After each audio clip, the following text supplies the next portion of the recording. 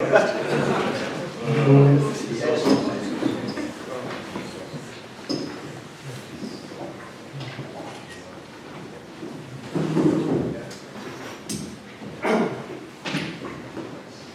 good morning, everybody, and welcome. I'm Tom Patterson. I'm one of the co-founders of the Boston Global Forum, and it's just a delight to have you with us this morning. I see a number of quite familiar faces at the table, and a few less familiar, but welcome, everybody. This conference is going to focus on finance as a linchpin in effective and ethical AI government. I'll leave it to Tuan to get us started in thinking along that line. But we're going to start, and I also want to thank Tuan for putting this conference together. Our co-chair and leader of the Boston Global Forum, upon whom we all depend to keep this organization thriving and growing in the way that it has over the last decade plus. We're going to start with a video message from the Minister of Science and Technology in Japan, Minister Kyuchi, on Japan's role in AI-driven governance.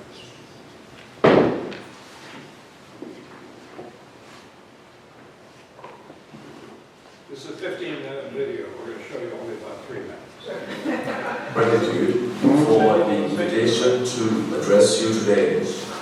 Prime Minister Abe was appointed to me, and I had the privilege of serving as State Minister for Foreign Affairs and State Minister for the Environment during his administration. Beyond these roles, I worked under his direct leadership on policies and projects, particularly in the areas of security and fiscal policy, which were foundational for our country. Prime Minister Abe was one of the statesmen and leaders I most respected. It is therefore a great privilege to speak at this distinguished conference that bears his name. Allow me now to turn to today's topic. As you are aware, generative AI has captured global attention, raising important questions about its role in security. How should we integrate AI into our daily lives? How can we harness its potential to create new value? And how can we ensure sustainable development in collaboration with AI? Today, I would like to share insights into Japan's approach to AI policy, how the Japanese government has navigated its AI strategy thus far, our aspirations for the future, and our current position in this rapidly evolving field.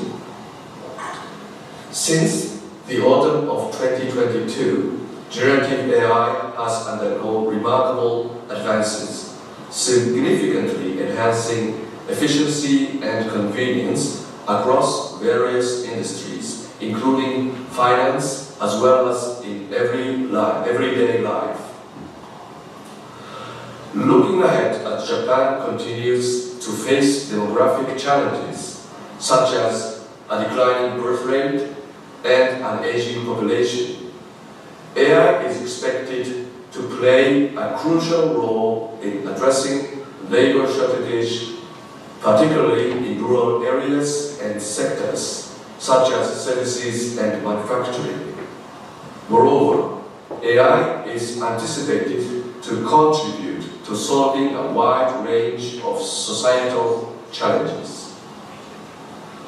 At the same time, concerns are growing over the risks associated with AI. These include the increasing sophistication of crime.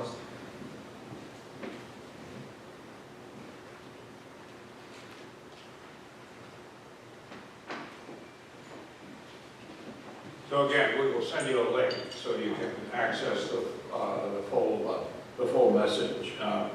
I have a message from Michael Dukakis, co-chair of the Boston Global Forum. Mike can't be with us this morning, but the governor wanted these remarks read to you.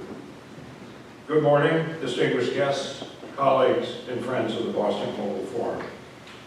It is an honor to welcome you to Harvard University's Loeb House for this historic conference, where we adopt the Boston Financial Accord for AI Governance 24/7 and lay the groundwork for a transformative vision, the New Economic Alliance. Today, we stand at a pivotal moment. Artificial intelligence is reshaping our world, our economics, our governance, our way of life. Yet with great promise comes great responsibility. The Boston Financial Accord is out of our commitment to harnessing AI to serve humanity 24 hours a day, 7 days a week, and with finance as its backbone. Rooted in the AI world society's ethical standards and the social contract for the AI age, this accord builds on our shared legacy from the AIWS initiative of 2017 to the Tokyo Accord just last month. It champions transparency, equity, and kindness, ensuring that AI-driven governance empowers citizens, fosters trust, and promotes peace. I'm particularly proud of how it honors Shinzo Abe's vision of technology for prosperity and celebrates Audrey Tang, our 2025 World Leader in AIWS Award recipient for her pioneering work in transparent governance. We cannot stop at governance. The challenges of the AI age, supply chain disruptions, technological competition, economic inequality, demand bold economic collaboration. That's why I'm thrilled to introduce the New Economic Alliance, a framework uniting the United States, Japan, India, Vietnam, South Korea, the European Union, and the United Kingdom. Inspired by Prime Minister Abe's Indo-Pacific vision and driven by AIWS's new democracy economy, this alliance is a beacon of trust, innovation, and inclusion. It aims to advance free trade, secure supply chains, and promote ethical AI, all while empowering our people through education and opportunity. Just yesterday, our BPF coordinator team began shaping this vision, and today we'll hold our first strategic discussion to bring it to life. Here in Boston, the city of ideas and progress, we're building bridges between nations, between technology and humanity, between today and a brighter tomorrow. The Boston Finance Accord and the New Economic Alliance are not just initiatives. They're a call to action for a world where finance and governance should serve all people ethically and equitably. Thank you for joining us. Let's make today a milestone for global enlightenment and shared prosperity. Mike Dukakis.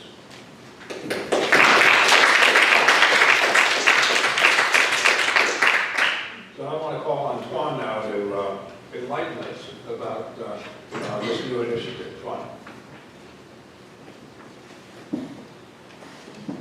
Thank you. And my official remarks, I bring and share with you already in the table, and I don't want to read again. So I would like to read some notes for our conference today. First, that we are very honored, deeply honored, to welcome all of you today with us, and a special distinguished guest from French, Minister Elisabeth Merino from France, and Ambassador, Cyber Ambassador of Taiwan, Audrey Tang, very dear friend of Boston Global Forum, great contributors and thinkers from so philosophy. And today we will look forward to listen her acceptance speech. I think that is bold. And yes, Mark Kennedy and our friend scholar, thinkers from Washington DC, from Canada, from many countries, India, my dear friend, former officer, senior officer of UN. And we are very so every event at Boston Global Forum, we are so moved to see us, and we are see new initiative, pioneering ideas and programs to contribute for the world. And this conference, we continue with AI Excellence Summit in Paris. We have Mark Kennedy and Archie Tang joining us in Paris, AI Excellence Summit Paris. I think great event. And now Boston Global Forum has changed to present, to introduce and present gift, special gift for President Macron and French people with our initiative. And we continue with AI AWS Field Park Conference with Vietnam and US relation at Harvard Faculty Club in March. And we have continued with great event in Japan. Yeah, Japan is a special country with Boston Global Forum. And we have successful fourth Silver Bay conference in Japan. And I have chaired six-day trip, special trip in Japan. So yes, Boston, Tokyo, Osaka, Japan, now we have great programs and initiatives together. So today we continue discuss and make our ideas from our events this February, March realize. And thank you very much for your joining us. And we look forward to your great brand intellectual to discuss and to think and do. As Governor Michael Dukakis always want to see us that is think and do, and we realize. And also we have very young talented from Enlightenment in Action Alliance, that is outstanding students from top university. They are enthusiastically dedicated to Boston Global Forum for many initiatives. And today we will introduce young image to present our initiative, something like that. So we are combined that Governor Michael Dukakis, flag, and also young generation, and also many great future for us. Thank you so much for your coming. And not only this event, we start for Boston Financial Accord for AI Governance 24/7. So we start for this amazing moment with the initiative. Thank you so much.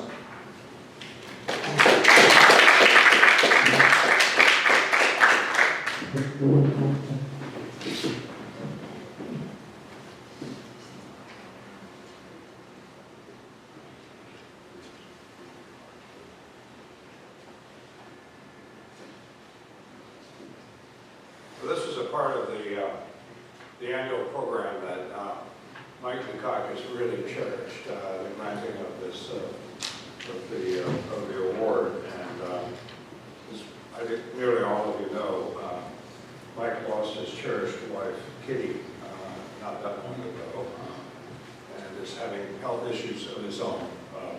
He would like to be with us this morning, but that puts me in the position of being Mike's voice. So let me leave Mike Dukakis once again for a few minutes. So this is his remarks to honor Audrey Tang as our recipient. Ladies and gentlemen, it is my profound privilege to honor an extraordinary individual whose vision, courage, and brilliance have reshaped the landscape of governance and freedom in the AI age. Audrey Tang, Taiwan Cyber Ambassador, the world's first non-binary cabinet official, and the Boston Global Forum's 2025 World Leader in AIWS Award recipient. Audrey, your journey is nothing short of inspiring. A child protege, mastering mathematics at 6 and programming at 8, you were a Silicon Valley innovator by 19. Yet is your fusion of technical genius with a deep commitment to pluralism and democracy, nurtured in a pro-democracy family, that truly sets you apart. You saw the internet not just as code, but as a bridge to unite people through shared dreams, a vision you carried from Taiwan to the world. Your impact is transformative. Through Taiwan's Gov Civic Tech community, you pioneered platforms like JoinGov.tw, empowering citizens to shape politics, from tax software to cancer treatment reforms, with unprecedented transparency. During the 2014 Sunflower Movement, your live streaming of a controversial trade pact turned deliberation into a public act of courage, cementing Taiwan as Asia's beacon of freedom. In the face of COVID-19, your ingenuity, think mass maps, and fact-checking tools showed the world how technology can serve humanity with clarity and compassion. As a conservative anarchist, love that term, you redefined governance, blending radical openness with practical wisdom. Your leadership in Taiwan's Ministry of Digital Affairs, and now as Cyber Ambassador, has made collective decision-making a reality, inspiring the AI World Society's vision of government 24/7.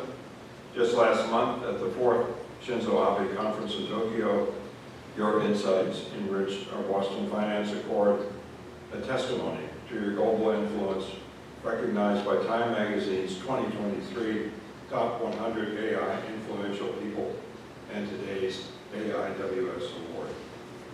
Audrey, you said you aim to be a good enough ancestor for future generations. To us, you are already a guiding light, honoring Shinzo Abe's legacy of innovation and cooperation while forging a path toward global enlightenment. On behalf of the Boston Global Forum, I salute you for your unwavering dedication to transparency, inclusion, and a better tomorrow. Thank you, Dr. Tang, for inspiring us all.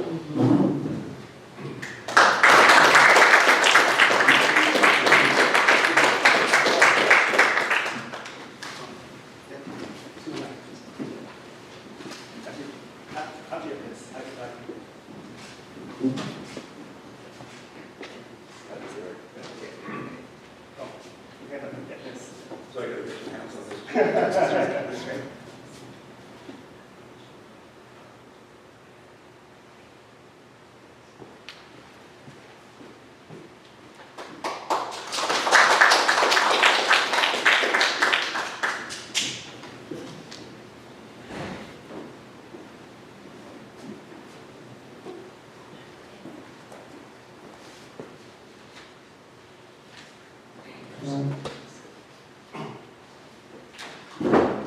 Thank you all, and I'd like to thank Governor Dukakis through this phone screen, and the co-chairs, Mr. Tuan and Professor Patterson, and distinguished guests. Standing here in the Harvard Law House to receive this award, I feel really honored and also compelled. And as we know, climate shocks, border crisis, cyber conflicts, today's threats travel at the speed of machines. However, the solutions ultimately rely on the temple of human trust. And so our task here is to keep that trust synchronized 24 hours a day, 7 days a week. Now, people often ask me, what does a cyber ambassador do? And my answer is that I help societies steer through transformative technologies. And the word cyber indeed comes from the Greek kybernetes, which means to steer, like steering a boat. And it was Norbert Wiener who gave cybernetics this modern meaning here in Boston. And today's Boston Finance Accord for AI Governance 24/7 showed how purposeful steering of this kind can turn what's called artificial intelligence into assistive intelligence, technology that augment and amplify our collective wisdom and compassion. And why does it matter? Let's consider 5 sets of figures that in the Taiwan's past decade of digital democracy have produced. First, over 200,000 people participated in the Gov Zero Civic Tech Network's forking, meaning taking to an alternate imagination of government services and websites done by tens of thousands of volunteers. And those open source versions have been merged back into the government service themselves. And second, 500,000 people have joined 10 years ago at the 2014 Sunflower Rallies, live streamed by the same volunteers, pushing the government to adopt radical transparency as our national ethos a decade ago. And then after that, they joined the Gov.tw platform, visited today by tens of thousands of people every day, have given everyone in Taiwan a direct voice in policy. And the earlier prototype, the V-Taiwan project, has seen more than 80% of issues deliberated on the platform, led to decisive government action. And fourth, during COVID-19 pandemic, the open data mask map and the crowdsourced contact tracing system that is zero knowledge, that means it doesn't sacrifice privacy, together went live in 48 hours each. And through those technologies, Taiwan avoided this lockdown entirely. We did not have any citywide lockdowns during the 3 years of pandemic, yet our economy grew more than 12% during the same 3 years. And last but not the least, according to BPI Index, today over 90% of Taiwanese say that democracy is at least fairly good, and many say it's excellent in Taiwan. And our 15 years old, the middle school students, they top the world in terms of civic knowledge. And this civic muscle, as rated by the ICCS study, also made sure that Taiwan ranked the least socially polarized society anywhere in the world. However, no democracy is an island, not even Taiwan. And so the same civic muscles must expand across oceans, cultures, time zones. Because when one society's guardrails wobble, tremors ripple everywhere. So I accept this award on behalf of communities that made those numbers possible. And our lesson is very simple. Sunlight is an immunization against manipulation. And that is the lesson of every number that I just shared. So looking ahead, I would like to pledge 2 principles. The first, I call pro-social participation. Every stakeholder, every citizen, every startup, every civil society group deserve a real-time seat at a policy table that can close the loop in real time. We already see pilots in Bowling Green, Kentucky. If you search for whatcouldbgb.com, you can see the platform.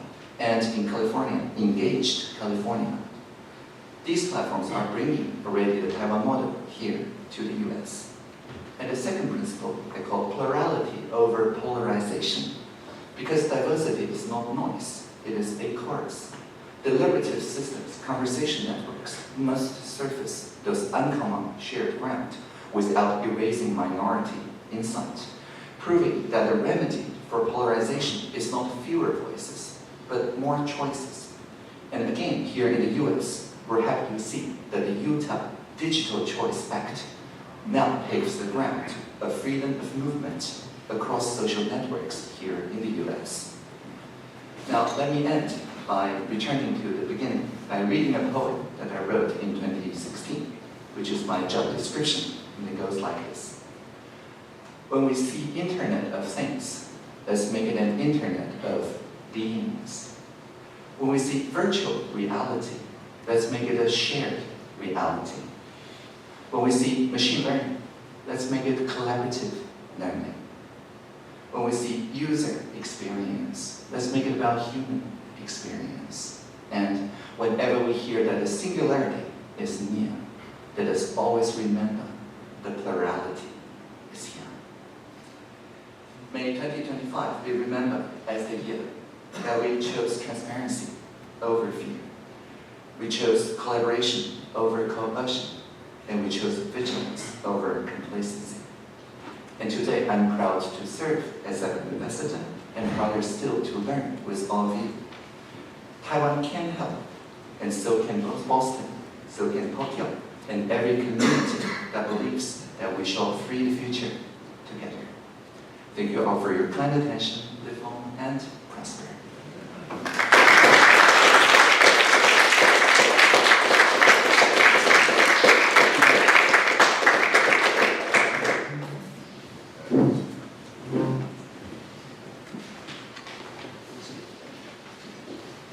Okay, thank you.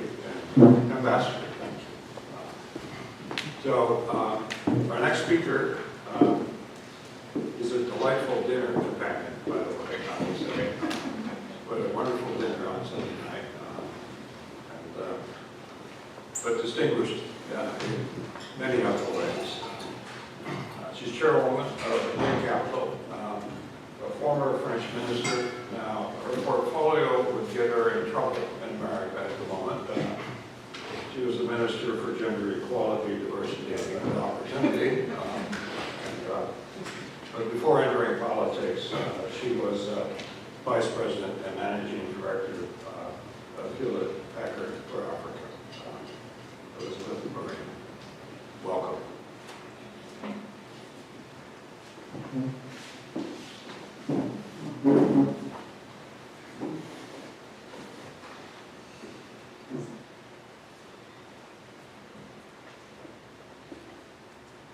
Good morning, everyone. How are you doing this morning? Wonderful. It's so good to be here.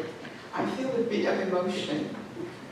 Mrs. Ambassador, dear professors, ladies and gentlemen, dear Tuan, thank you so much for giving me the opportunity to be here today with you all. Standing here at Harvard, one of the greatest temples of knowledge, is not just an honor. It's a testament to a simple truth. When you believe that borders, obstacles, and expectations are not walls but starting lines, you can go further than you would have ever imagined. Today, it's even more special for me as a member of the Boston Global Forum, a space where leaders, thinkers, and dreamers come together to reimagine the world we want all to live in. And being part of this community reminds me every day that we may be idealists, but our mission is not to predict the future, it's to build it. Today, my speech is not meant to inspire you, although I hope it will. It is meant to mobilize you. Because what I will share is not a dream. It's a reality within our reach. If, and only if, we choose to act as the leaders we all are. We are not here to predict the future. We are here to build it together with boldness, ethics, and unity.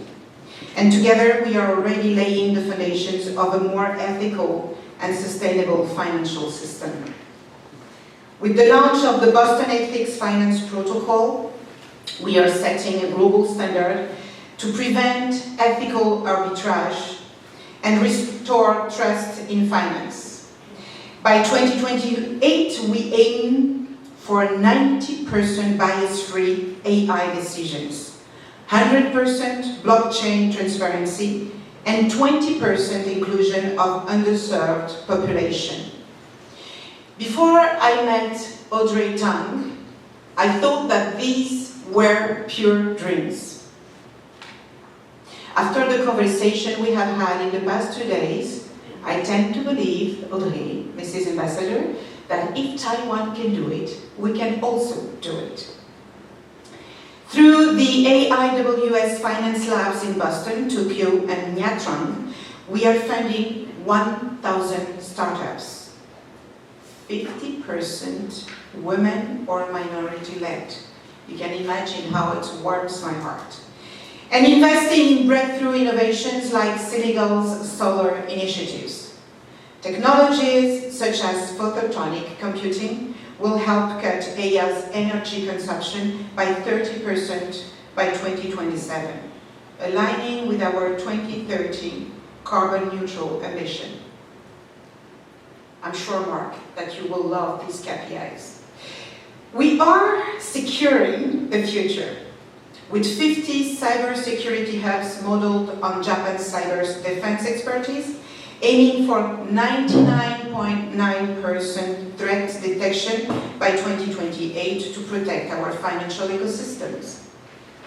And because values need champions, starting in 2025, the AIWS Ethical Finance Leadership Award will recognize firms and individuals who embody transparency, fairness, and public service.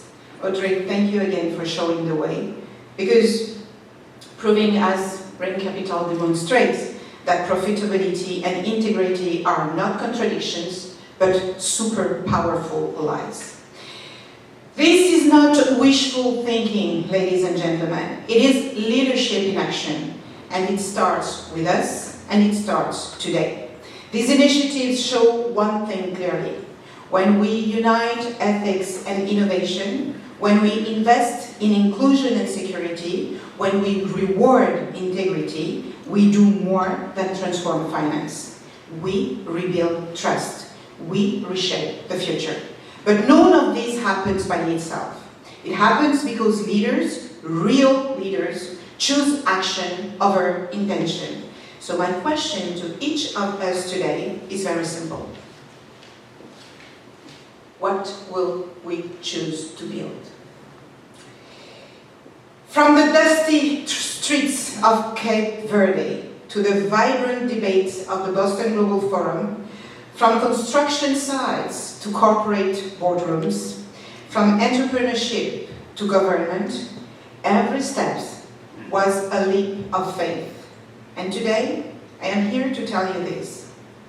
The size of our dreams matters more than the size of our starting point. I was born in a country poor in economic resources, and I grew up in a country rich in economic opportunities. And across 4 continents, I have witnessed a very simple but universal truth. Access to finance changes destinies. Investing shouldn't be about gambling on the future. It should be about planting seeds of hope. It should be about cultivating dignity. It should be about building possibilities for everyone. Finance shouldn't be an abstract game reserved to a privileged ones. It is a silent force that either irrigates life or dries it out. It either liberates or it suffocates. And today, in a world fractured by inequalities, climate rises, and technological disruption, we can no longer afford neutrality. As Albert Camus wisely wrote, true generosity towards the future lies in giving all to the present.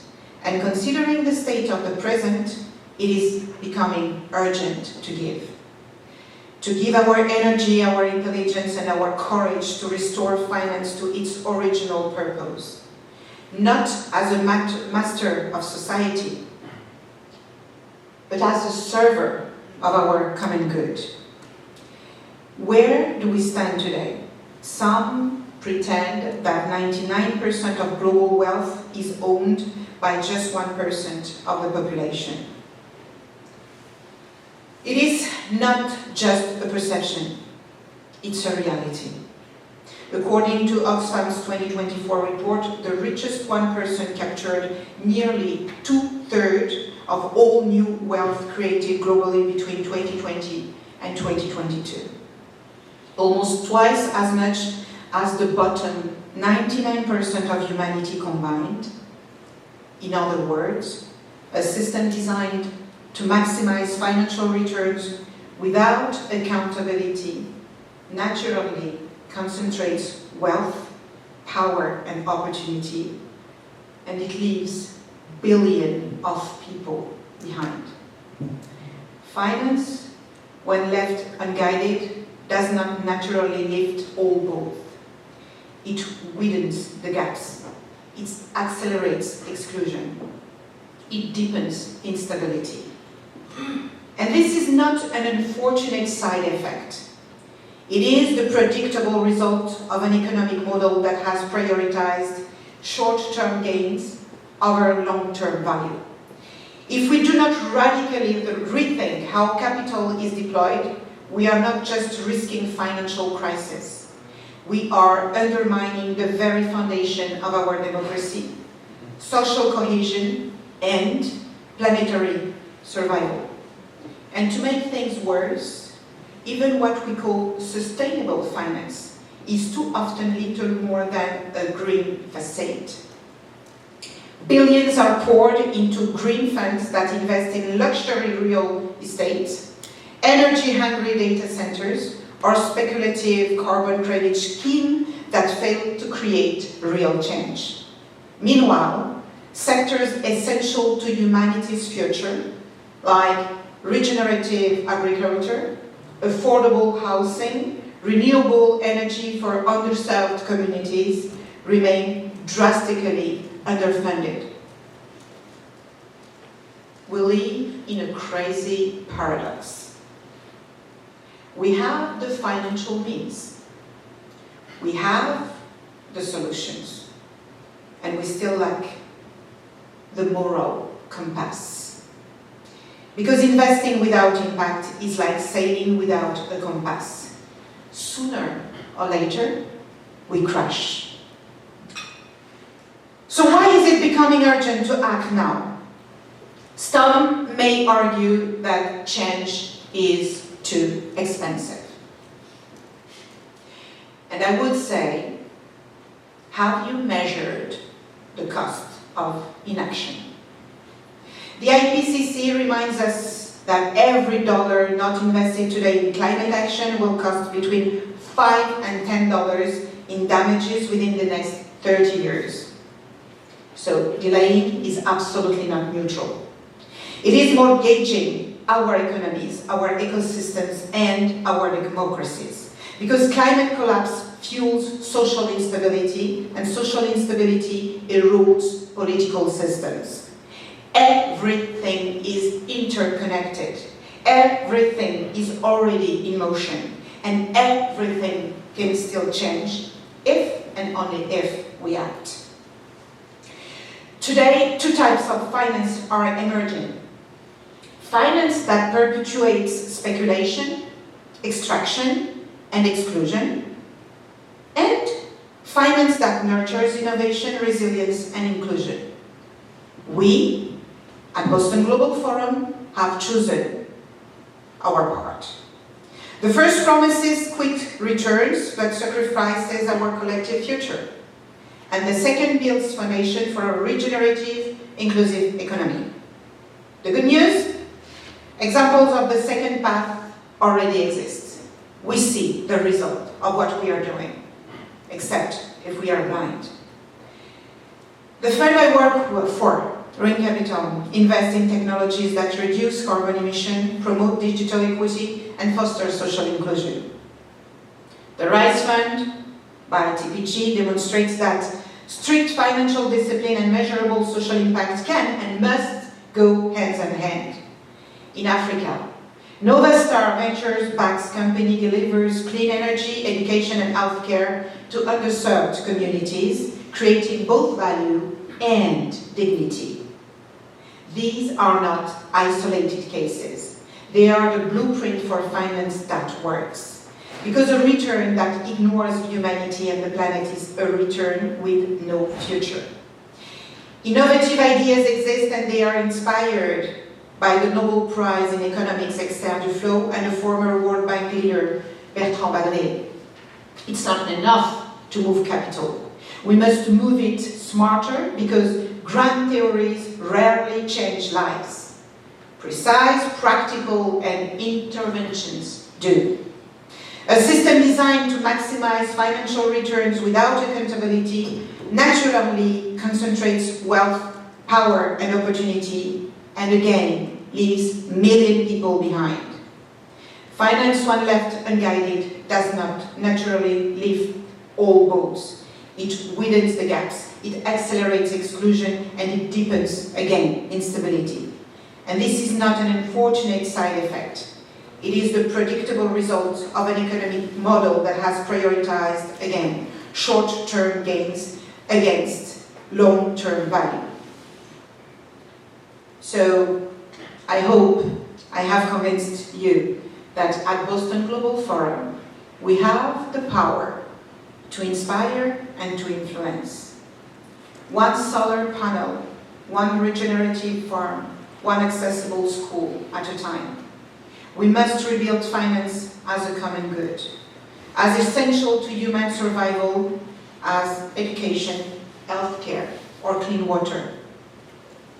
It's time to shift from finance as a privilege to finance as a responsibility. And we all know thousands and thousands actions that can be implemented. My final call for a collective mobilization, because it's time to choose courage over comfort. We no longer have the luxury of polite concern. We have the means, we have the knowledge, we have the technologies. What we lack is not capacity. What we lack is courage. As Mariana Mazzucato reminds us, we must move from an economy optimizing short-term returns to one optimizing collective values. We must dare to finance what truly matters. We must dare to lead with conscience. And AI will not give us any courage. It will not give us any conscience. We already have this stuff. What we need is to act. Progress will not happen by accident. It will not happen by inertia. It will happen because we choose to make it happen. Changing finance means changing the world, nothing else. And today, we can use AI to help us do so. We can choose to remain spectators, safe but irrelevant, or we can become actors, bold, uncomfortable, but alive and with purpose. Today, here at Harvard, I choose to be an actor of change, together with you. And as Nelson Mandela once said, it always seems impossible until it's done. So let's make it possible. Let's power progress. Let's serve lives together, 24 hours a day, 7 days per week, for good. I thank you.